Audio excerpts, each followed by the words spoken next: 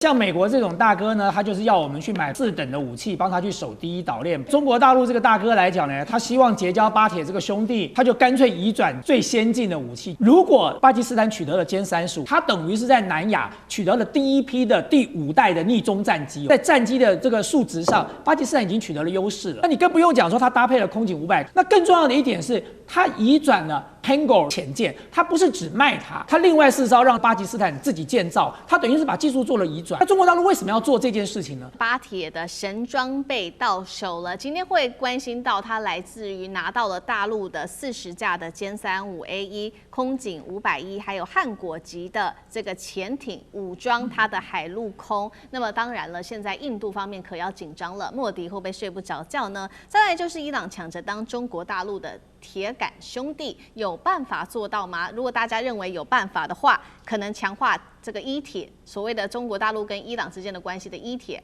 帮我们留言写1。如果你认为不可能，帮我们留言写下2。好，我们继续的来互动哦。这一次的美伊战争暂时的停火，居中协调的关键人物其实就是巴基斯坦这个国家了。现在大家也在重新检视这个南亚的新兴的军事力量，尤其在印巴空战那一场空战当中，让大家留下了非常深刻的印象，认为它也可以当作是一个军事的强权来看待了，并且我们看到它最近可以说在战力上面出现了跳跃式的提升，就是因为它跟中国大陆采购了3样的关键武器。这3样是什么呢？我们一起来检视。第一个，中国大陆接下来会出售40架的歼35A1逆中战机给巴基斯坦，能够大幅提升巴国的空战能力。注意了，这是中国大陆这个隐形逆中战机首次的外销，就是给巴基斯坦。第二件事情是接收了中国大陆的空警500预警机，监视半径470公里，能够在巴基斯坦的境内就监视到印度北部的核心的区域。再来就是说，歼35A 如果一旦搭配了空警500，可以让巴基斯坦维持10到15年的一个空中上面的优势。第三件事情是，巴基斯坦向中国购买了8艘汉果级的潜艇，并且在4月30号完成交付了第1架的潜艇，第1艘的潜艇大幅提升了巴基斯坦海军上面的威慑实力。节目一开始特别请教委员怎么看？有了这一些海空的战力，印度还有能力来对抗吗？委员怎么看？我就接着我在前一个题目所提到的嘛，这就是不同的大哥展现不同的风范哦。就是像美国这种大哥呢，他就是要我们去买匕首跟扁钻，用比较次等的武器帮他去守第一岛链，抛头颅洒热血。那对中国大陆这个大哥来讲呢，他希望结交巴铁这个兄弟，他就干脆移转最先进的武器，就算要卖，也是卖最好的军事装备给他。大家一看就知道了，如果你是小弟，你要认谁当大哥嘞？那么回过头来看，这次中国大陆这个卖给这个巴基斯坦或者是移转的技术到底多重要哦？就第一个，当然歼35A1我们都知道，如果巴基斯坦取得了歼35，它等于是在南亚取得了第一批的第5代的逆中战机哦，就是印度的主力战机是上次被打下来的阵风战机，它还是所谓的半逆中战机，它不是全逆中战机，所以等于在空战上，这个在战机的这个数值上，巴基斯坦已经取得了优势了。那你更不用讲说它搭配了空警500，刚才这个思敏告诉大家说，它可以掌握到400。这个掌控半径在470公里吧，对，那它就具备了什么呢？它具备了引导战机远程攻击的能力嘛。这个在上一次的印巴战争大家就看到啦，让这个巴基斯坦的战斗机可以让这个所谓的枭龙或歼十可以射后不理，这最主要的原因就是因为你有空警500在上面。那你搭配的所谓的霹雳15的飞弹的话，霹雳15是2阶段的这个燃料哦，所以它的射程可以加倍，所以霹雳15号称可以射到300到400公里，所以因此对方的战机都还没看到你的时候，它就已经被你的飞弹打下来了哦。那更重要的一点是，它移转了这个我们叫做汉果尔级 Hangar 的这个 class 的这个潜舰，它不是只卖它卖了它4艘，它另外4艘让它这个巴基斯坦自己建造，它等于是把技术做了移转哦。这个汉果尔级的潜舰虽然是柴电潜舰，可是它具有所谓的绝气推进系统。所谓绝气推进系统，就是说我这艘潜舰可以在水里待2个星期，不用浮到水面上来充电哦。那么因此被这个侦测到的可能性就更低了。那中国大陆为什么要做这件事情呢？坦白讲，我觉得这是中国大陆战略上的一个很大的调整。他看到了这一次荷姆兹海峡的状况，他清楚地理解到这个在地球上由于地缘关系的这些重要水道这个航道对于一个国家的生存的重要性了。所以对中国大陆来讲，它长期念之在之的就是这个马六甲海峡被对手掌控。可是各位如果看一下这个世界地图中国大陆打造了中巴经济走廊，现在在打造中巴铁路，接到了瓜达尔港。光靠中巴经济走廊跟这个中巴铁路，中国大陆就可以避掉了马六甲海峡所以呢，我认为中国大陆这次全面的武装巴基斯坦，其实最主要的原因就是让巴基斯坦成为它真正的战略伙伴，然后把中巴经济走廊跟这个中巴铁路变成，一旦马六甲海峡被封锁的时候呢，不至于让中国大陆其他的货运全部被拦截下来。好，我们看到大陆再次的武装这个巴基斯坦，也让巴基斯坦成为现在南亚非常重要的、大家会特别关注到的一个区域军事强权。那其实巴基斯坦除了来自于中国大陆的帮助，现在说其实还有另外一个重要的国家，就是沙烏地阿拉伯。双方已经正式签署了这个战略共同防御协定，一方遇袭就要来做共同的防御。另外呢，巴基斯坦大手笔买武器，根据了解，这个钱所有的资金就是来自于沙烏地阿拉伯。那现在看在眼里，这个八国变强了，最担心的就是巴基斯坦的死对头，也就是印度了。印度当然想办法增强自己的实力那最新消息，它是跟俄罗斯互相签署了相互后勤支援协议。接下来双方会可以共同享有的就是军事基地、港口、机场关键设施，还可以互相派驻5艘的舰艇，最多准许临时部署3000名兵力在对方的这个境内。印度执政党说，这个协议可以让敌人彻夜难眠，会不会成为巴基斯坦、印度接下来是成为下一个火药库吗？那岳老师又怎么看？我先要强调巴基斯坦的叫铁杆，就是说我们北方话讲的换铁弟兄就是说当成这个军事上联盟弟兄。但这一次3种机器歼35这个歼35A 嘛，就是一就是出口的意思，然后这个空中预警机。还有这个地底下的潜艇，这个都是最先进的装备。那个巴基斯坦能够拥有这些武器的话，其实纯粹是要大陆要面对中东的机会，所以说不得不佩服就是巴基斯坦跟这个沙特签的这个协防条约里面的话呢，大家知道吗？这3批武器合起来的话呢，将近130亿美元了。巴基斯坦自己的外汇存底才120亿他就是基本上就是抽个 commission， 沙特跟这个什么凯达付钱他哪有这个钱那沙特现在的话就没有理由跟中国买武器，你买这么先进的武器，那美国讲那你要干嘛那个这边，所以巴基斯坦刚好扮演这个白手套。这3件这个大家要了解，巴基斯坦乐着去把整个中国的装备，不是只有这个很先进的，连那个中械师里面都带去13000多人，都放在沙特里头，要干什么的？就摆在那边，让你就不敢乱动嘛，也是压住。大陆跟伊朗的关系的话，跟巴基斯坦还是不一样的。但是印度这边情况下，我觉得印度跟俄罗斯签这个约。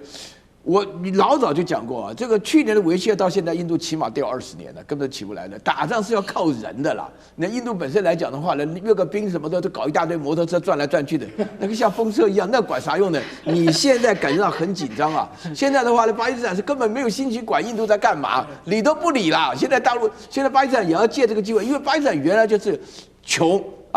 弱被印度欺负，那现在不穷了，也不弱了。不穷是因为有国支持，不弱是因为有中国的武器。但巴基斯坦现在怎么会看上印度呢？对不对？所以说这个情况看得非常明白对，所以看在眼里，这个巴基斯坦的崛起，让这个现在正在打美伊战争的伊朗开始重新思考说，过去呢他们在各个国家之间都保持一个中立的态度是不太对，是不是更加的应该要靠拢中国大陆或俄罗斯，以免再次的确保这种安全的保障？所以最新提出是否将国家的一部分抵押给中国，达到如今巴基斯坦现在可以有的地位。那确实，中伊过去在合作上面，主要我们看到，除了我们谈了很多的军民两用的这些物资之外，还有就是石油。那这场冲突之后，会不会伊朗重新考虑它的这个国际关系跟中国大陆的关系？干哥怎么看？对，伊朗其实我跟你讲就是伊斯兰教，他们不会说，我跟你结盟，或我把你当大哥，那是南韩才会干的事情。对不对？所以伊朗你看他怎么可能说我们向俄罗斯靠拢，或向中国靠拢？就是他们的民族性不是这样。可是革命卫队最近的内部会议就说，我跟你讲，我们在跟美国的抗争之中，就是没有这样子的盟邦来帮我们我们才会输啦。所以说我们是不是策略要调整一下？我跟你讲，伊朗其实他在1987年，就40年前曾经有一个机会可以这样，可是后来不知道是不是因为何梅尼阻止，你知道吗？因为那个时候美元断了嘛，对不对？ 1979年的那个推翻王室的革命之后，其实老实讲一句，巴勒维国王流亡，然后美式装备就断了，伊朗的军备就一塌糊涂了嘛。所以到1987年的时候，你知道中国第一次给他们什么东西？叫做什么？叫做蚕式飞弹。什么叫蚕式飞弹？就是那个伊朗他们自己的讲法。其实就是鹰击飞弹的前身就对了啊，那是最早的，是仿制俄罗斯的明核飞弹。好，再回到环球大乱线的节目现场，观众朋友有没有想过一个问题？为什么如今呢，我们买这个石油呢，都是要普遍使用美元来结算？其实这个归根究底要追溯到1974年，因为当时美国跟沙烏地阿拉伯呢签署了一个这个你保我安全，我用你美元的这个世纪合约。那么这套运作了50年的石油美元体系，到了如今2026年啊，它依旧是这个全球经济的底层规则。但是最近这几年，我们看到有一个新的挑战者开始冒出头来，是谁？就是中国大陆的人民币。尤其在这一次的中东战争发生了很多这个变数之外啊，包括了沙烏地阿拉伯、伊朗、日本、韩国的石油结算里面，我们都看到人民币的出现频率就像开了外挂一样，有一个显著的提升。数据就显示呢，自从3月份以来呢，这个中东与中国大陆的原油人民币结算的比例是大幅提升到41%了，也让人民币是首次超越了欧元，成为第2大的结算货币。那美元一直以来都是霸主，但是因为人民币往上升，排挤到它的空间，所以它现在也是占比跌掉了55%以下。这就看到一些警讯了。这套维持半个世纪的美元霸权，会因为这次美国对伊朗一顿胖揍之后呢，导致这个体系出现裂缝吗？另外就是连日本、韩国这些美国在远东的坚定盟友，因为买了很多的中东石油，现在受到了限制，都不得不用人民币来做一些结算，来换取我可以先拿到货，比我用什么代币来付更重要。这是不是显示这个现在用人民币来结算，不只是一个避险的本能，而是背后有更多的战略考量？先请教赖教授。我觉得这样子想是想太快了啊。未来的趋势会有这样的一个发展的可能性，但是以现在来就这样来做决断，发展的太快了。我们来看看美元为什么会成为世界霸权，它有几个因素。第一个就是战后的时候的马歇尔计划。对，马歇尔计划的欧洲版，后来到亚洲版的时候。那我们看到的美元已经在欧洲跟在亚洲里面通行了，这是一个很重大的基础。是。第二个基础就是战后美国成为，因为美国是一个唯一没有饱受战火蹂躏的国家。对。欧洲跟亚洲都是经过战火蹂躏，美国没有，所以美国的生产制造业，它当时几乎是可以满足或是供应全世界很大一部分的需要。包括欧洲他们所需要的恢复生机的这些生产工具机等等，都是美国在供应，包括航海、航空等等的，都是美国这边大量的，还有包括汽车工业，那么这些都是美国在供应。那美国本身也是一个消费大国，所以它是输出跟消费都进来的2个大国的两大的情形下，马歇尔计划再加上美国的工业生产制造能力跟它的消费能力，还有最后才是石油叠加进来。因为美国在过去的时候，在1975年，就是页岩油技术突破之前，美国的石油是不出口的，他给自己用做战备储油，所以美国的石油它都是从国外进口的，那主要都是从中东跟其他的地方来进口。那因此，美国是全世界的石油的最大的消费国，不是中国大陆是美国是全世界最大的石油的消费国，也是进口国。那在这个情形下，当美元跟石油挂钩的时候，美元就因为石油的关系，很快的，再加上马歇尔计划，再加上美国的制造业跟消费市场，就推上美国的霸权地位了。那你想想看，现在的情形，如果中国大陆要取代美国成为人民币的霸权的话，中国大陆已经有这么一个基础跟能力，但是取代不可能。那是未来的趋势，而且是漫长的未来。但是它的成长跟占比越来越高是有可能的，而且已经在发生了。我举一个简单的例子来说，美国到现在目前它的能源的生产、制造、消费还是在全世界排名第一，它占全世界20%。是。那中东地区所有的国家加起来，也不过就占20%，而这20%中有41%是用人民币来做支付。那如果以这个能源的支付体系来说的话，那人民币占比事实上是有限的，因为美国它是用的是美元，对，然后美国跟中国的消费也是会用美元，美国跟其他各国，我只讲石油的消费也都会用美元。好，那加拿大未来跟中国的这个石油的消费，要不就是用本币来交易，那也就是减少美元的交易量，增加人民币。可是我们看到现在的情况是，俄罗斯、委内瑞拉跟伊朗，他们跟中国的交易是用本币来结算，都是能源上。那现在中东地区的国家增加了41%，跟中国是用人民币来结算。可是这41%里面，你要扣掉很大一部分，就是伊朗过去就是用人民币结算。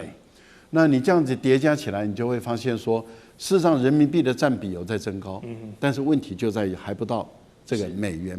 人民币霸权的时代。地位。好，谢谢赖教授的分析。确实，因为美国在早期有这个时空背景的情况下，在石油这个能源是抢得了先机。确实，现在人民币就算崛起了，但是要动摇到它的这个霸主地位呢，还要一段时间。不过我们说，在新能源这个布局，或许人民币有占得先机的机会。现在有一个新的词，就是电力人民币。所以又是油又是电，我们就知道中国在能源的超前部署是做了很多的功夫的。好，它背后的商业逻辑也是非常简单粗暴，因为大家都知道 AI 就是未来的重点，未来的竞争本质。那 AI 的本质也就是算力，算力的尽头就是电力，所以你怎么样都离不开电。那中国大陆凭借它现在拥有最强的这个基础设施跟电力系统，它正试图把能源、世界的这个现实资产，还有区块链来铸造这个稳定币，这样一整条的这个价值链串在一起。我说白话就是未来呢，我要跟你买1度电，我可以用一个 token， 就是可能是它发行的一个代币来做支付，我可以把这个东西量化，然后变成一个可以交易的方式。好，这不是喊我要去美元就只是口号而已，而是也不是说我要发一个币来这个割韭菜，你要买我的币你才能买我的电，这背后是有一个非常强大的商业逻辑的，是要结合中国在电力上面的优势，还有他们在工程上的优势，沉淀下来，成为这个金融基础的一个务实做法。好，虽然这套系统有望来实现中国的金融弯道超车的一个绝招，但同样它也有面临蛮多考验的，包括你各国的金融监管是不是一个问题，还有相容性等等也都是考验。但是杨老师，你怎么看电力人民币这样一个新颖的概念？其实它没有错。这是今年才出现的一个概念，在大陆两会当中，应该是一位学者，叫寇刚，他提出来的。但是呢，这种现象是老早在2023年甚至更早之前呢就出现过。什么叫电力人民币啊？也就是跨境电力交易以人民币来结算的一套系统，所以叫电力人民币。那跟美元这个石油美元就不一样，因为它牵扯到的是电力的交易、电厂设备，还有呢电厂的整体电厂或者是电厂设备或其他相关跟电有关，然后呢使用人民币。然后在2023年的时候呢，大陆的一个企业在“一带一路”的这整个计划当中，帮乌兹别克做了一个就是电厂啊，500万瓦、500兆瓦的风电。它用人民币交易，所以后来就慢慢的扩充到很多的一带一路计划。中国大陆在风电、在就是太阳能、光伏能，以及在其他的甚至水力、核能的发电的这些项目当中呢，都采取用人民币的这种方式来做交易。那这个当然就牵扯到，就是虽然只是在一带一路的项目里面，但因为它形成一个网络了。而且慢慢的也造成这些国家在改变它的电力结构，不再就是100%依赖天然气啊、煤啊或者是石油来做发电，那比例上越来越高。加上这一次这个美国跟伊朗这个战争，更让各国感受到，也就是要增加这方面，而这方面的技术最好的是来自于中国大陆，尤其是对全球南方国家。所以这个电力人民币他们有一个统计，大概到2030年的时候呢，中国大陆的电力人民币的这个预计可以达到5000亿人民币的这个规模。然后呢，大概到了2035年呢，全世界8%到10%的电力的贸易是用人民币来做计价。所以你就看到这个电力人民币它的影响跟它的重要。对。那如果以全球的规模来看的话呢，它的的确确就一句话，电力就代表的是国力了。确实，这个电力就是未来新世界的石油，所以现在电力人民币这个布局我们可以持续观察。好，美伊这次的2周停火正面发展，我们当然途中有这个中国在施力，也有巴基斯坦在斡旋协调的结果获得了国际的一片好评，还写下了一个教科书级别的外交案例。那我们都知道嘛，中巴的关系非常好，有着这个中巴铁杆的传统，说他们是铁杆兄弟这样的感觉，所以可想而知，八国许多的建设啦、金融啦、国防啊、军事啊，都少不了北京在背后撑腰嘛。那现在巴基斯坦他们有一个新的概念也是宣布要利用香港作为这个离岸人民币中心的优势，来强化人民币的结算跟投资啊。这步棋就下得很妙了，因为用人民币来深化金融，然后绑定双边关系的未来发展。所以李将军，你怎么来看这套模式？刚刚我们杨老师有提到“一带一路”，巴基斯坦跟香港做这样的一个连结，如果真的成功的话，是不是可以未来在“一带一路”更多的重要节点上来 copy and paste 复制贴上，用这样的模式？我们先看这个巴基斯坦跟中国在地缘上面、地缘战略上面就有不可分的密切关系我们看到在所谓中巴经济走廊，主要是巴基斯坦南端的瓜达尔港这个从阿曼湾一出来就是瓜达尔港而瓜达尔港就直接可以连接到中国这个西部的新疆，连接在一起。那如果利用这条经济走廊的话，就可以避开走这个海洋的所谓的这个新加坡这马六甲海峡甚至避开南海。那第一个路线上面比较近嘛，第二个也可以避免掉美国在这方面封锁或者是切断。所以在地缘上面，中巴有2国密不可分的关系。所以之前2国是在军事上面合作，后来在经济上面合作，所以中巴经济走廊主要是这个。那现在更密切的在金融上面可以采取密切合作。那巴基斯坦到目前为止我们讲的中巴经济走廊目前已经进入到第2阶段，也就是说以企业这个以发展为重心那为什么要以企业发展为重心？因为如果说他们这个巴基斯坦在香港这利用人民币的这个优势来讲的话，它可以在这边巴基斯坦可以在这边发行这个国债发行国债当然有助于新加坡巴基斯坦自己国内的建设。对。那第2个来讲的话就企业来讲，它可以在这边这个经营它所谓以人民币计价的这种相关的金融产品，可以做这种产品，当然也可以用人民币来作为支付的一个工具所以对这个巴基斯坦来讲，尔后的发展是非常重要。那为什么以巴基斯坦这个以后其他中东各国有可能是 copy 的巴基斯坦这套模式呢？因为我们知道中国现在可以说是能源输入的一个大国，全世界的能源大概16%到20%中国来讲需求量有这么大，那这些能源大部分都是从中东地区过来的。那中东地区这个把这油卖给中国，那当然如果说用人民币计价，现在美国已经不是这么的需要这么大量的油嘛，那中国反而最需要。所以当中东把这些油卖给中国之后，那中国可以相对的提供中东这些国家有关的电力。电力不是光卖电而已，它可以卖有关于所谓的这种再生能源的这个产品，或者是储能的设施那当然，你最重要的一件事情是，未来发展 AI 要求的是要绿能的电，那你不能再用石化的电。所以，当中国将这些产能提供给中东地区，那中东地区这个用这个人民币计价的可能性会越来越高。所以，我觉得巴基斯坦这一次来讲是起了一个示范作用。那之后来讲我认为说中东地区各国会比照这种方式，开始用人民币，或者是在香港地区作为一个这种计价的一个中心。今天在军事上，我们要特别带观众朋友来关心的是辽宁号现在传出可能会转卖给巴铁兄弟。那么另外来关心是海战体系化，现在在这边巴基斯坦也成型了，会不会加上中国一起可以来碾压印度呢？今天会做解读。另外再加入另外一个国家。这个来自于中巴梦包围网，还有这个50%的关税全部压在莫迪身上，他撑得住吗？今天我们就这一些议题一起来做关注。南亚现在非常的紧张尤其是最近呢，专家抛出了这个震撼消息，未来中国大陆的辽宁舰在退役之后，他建议说可以转卖给巴基斯坦巴铁兄弟啊，他说这不只是一个军火上面的交易，更是一个战略布局，而且对于中国、对于巴基斯坦来说都各有好处。首先，对于中国来说，它可以转嫁它的保养费跟它的拆解所需要的成本；对于巴基斯坦来说，它终于是可以建立起属于自己的航母舰队了。那么有了这些舰队之后，两国是不是未来就可以一起来对抗大陆呢？事实上，中巴的关系非常的好，在2015年的时候已经签下了50亿美元的一个大单。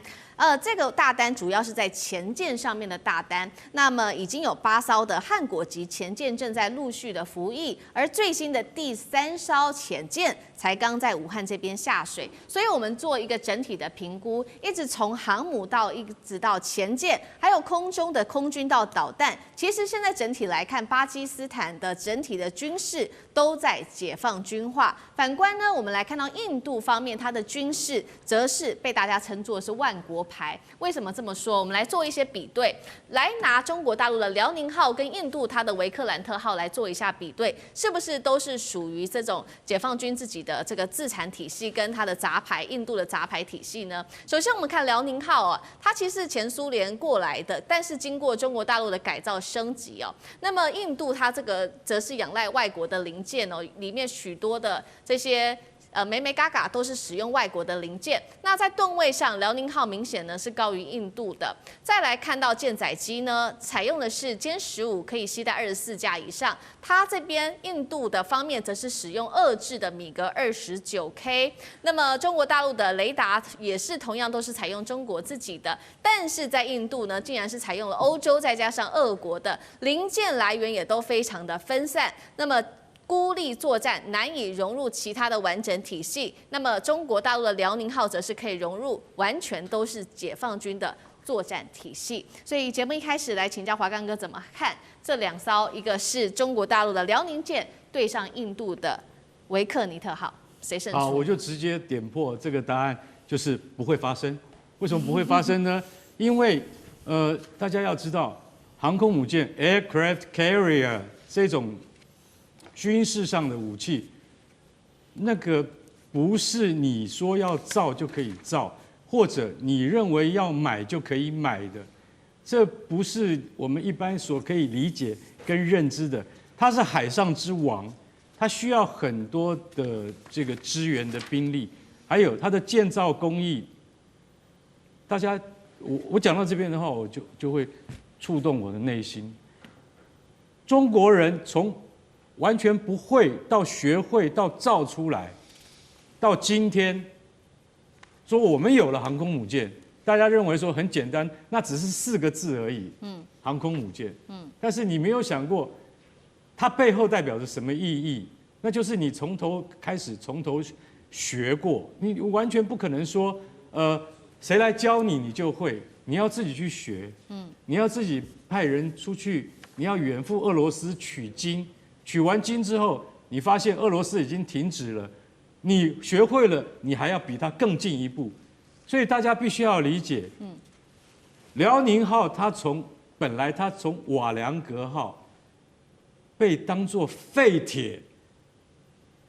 被土耳其给背个，差一点不能从达达尼尔海峡拖回中国，你知道那一段过程是多么的艰辛吗？拖回来之后，从一艘已经被拆光了任何东西的船，重新把它武装，重新把它油漆，重新拉电线，重新开始做升降梯，重新开始拉拦截索，让这艘船能够服役。你知道经过多少年吗？所以不是这么简单。这个部落格我把它名字讲出来好了，它叫做海事先锋部落客哦。你的预测太大胆，因为你说我们把航空母舰送给巴基斯坦，因为他是我们的巴铁兄弟，他不但养不起，他根本不会。等他学会的时候，你已经不在人世了。为什么？因为他要花30年以上的功夫去学这门工艺，所以千万不要出这种馊主意。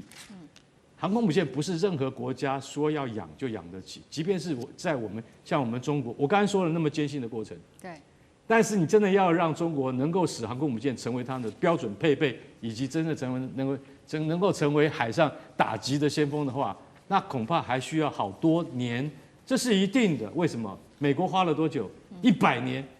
才把航空母舰学会。英国呢是航空母舰的创始者，比美国还多10年，110年。到现在，英国已经没有正规的航空母舰了。所以大家要晓得说，它不但花钱，而且它是高科技产品，而且它需要很多人投入精力，而且它很需要大量的后勤支援。所以，辽宁号它退役之后成为训练舰是很好的，它不需要卖给巴铁兄弟，因为卖给巴铁兄弟没有太大的意义。然后我们再来讲跟印度的维克兰特号相比就是说如果巴基斯坦有这艘船跟印度的维克兰特号，如果说在海上较量的话，会有什么结果？那当然还是维克兰特号要输。为什么？因为辽宁号是依现代作战的标准，它配备的是什么？歼15战机。那歼15战机的型号本来就比维克兰特号上面的米格29要大1号，也要飞得远1号，也要载弹量要多1号，所以说维克兰特号上面米格29就不是对手了，除非维克兰特号印度的这艘新航舰，他愿意怎么样？就是说我真的去买法国的标风，不对，标风不是才刚被击落吗？现在还要再跟法国买标风吗？现在出现一个问号。不过大家其实我们都理解，在海上的航空母舰能够用的战斗机不多，是标风就是其中的一种。所以如果它能够换标风的话，那还有希望。那如果它还用米格29，那就绝对不会是辽宁号的对手。不过我们刚才讲的都是一些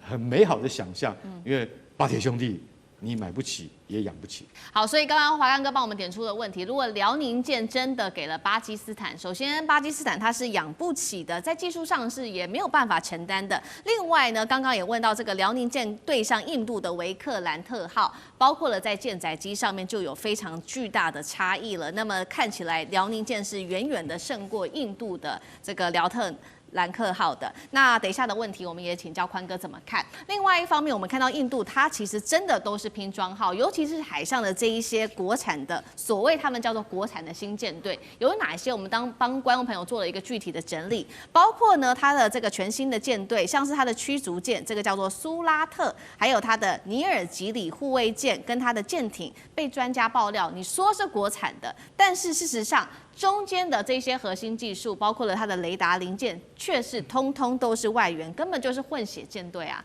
那宽哥怎么看？来跟各位谈一件事情哦，印度的一个国防在全世界一直是一个谜。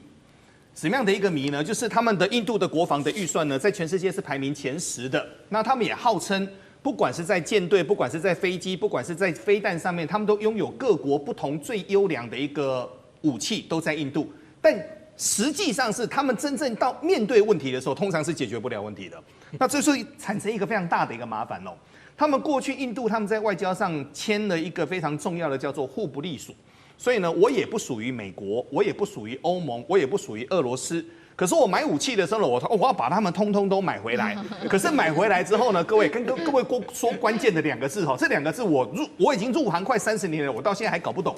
印度他们最大的国防，你知道是哪2个字吗？叫魔改。魔改，那华看哥就笑了哈。嘿，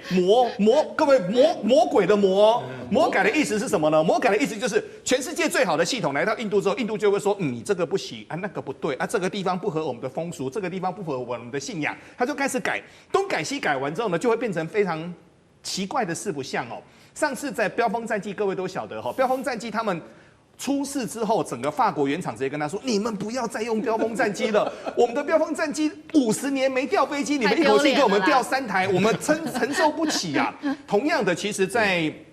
航空母舰上面也出现这个事情哦。很多人都以为说航母是一件很简单的事情，我要跟各位谈哦，其实辽宁号对我而言，我觉得它是一件神奇。为什么呢？辽宁号曾经惨淡到差一点被澳门的商人拉去做餐厅。对。然后后面它其实几里面的内部都不行了，很多地方是都需要改的。那各位都晓得哦，其实战舰它航空母舰它最重要是那个所谓的降落甲板。降落甲板，你想那么重的飞机，快速的时间450公尺要把它拉住，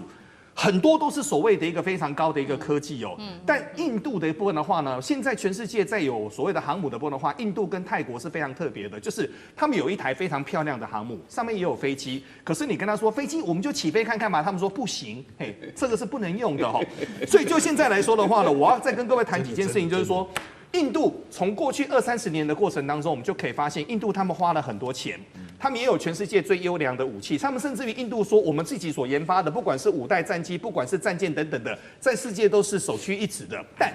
印度的武器，我问各位，有谁买过？